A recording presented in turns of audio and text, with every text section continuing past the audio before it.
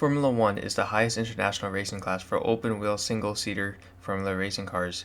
The cars are the fastest regulated road course cars worldwide, owing to very high cornering speeds. But the Formula One season consists of a series of races known as Grand Prix. The season takes place across a variety of countries throughout the globe, but what do these drivers compete for?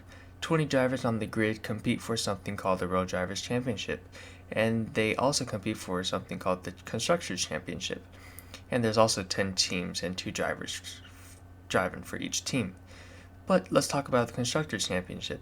The Constructor Championship is the entity credited for designing the chassis and the engine. In simpler terms, it's a team championship.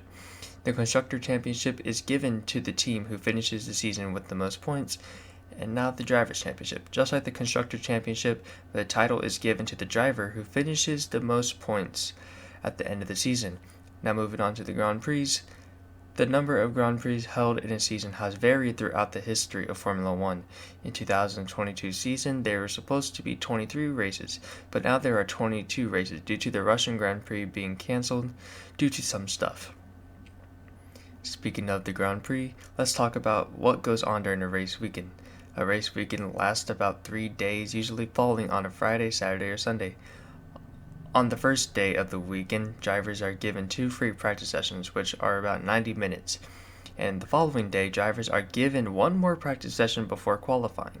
Qualifying is one of the most important events during a race weekend, where you will see drivers trying to set their fastest lap times. The faster the lap time, the higher you'll start on the grid, which gives you a big advantage on the race day, which is on the following day.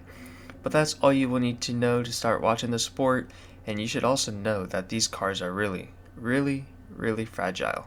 So don't expect a driver to not retire from the race because he hit a groundhog. But hopefully you'll find interest in it along with hundreds of million fans across the globe.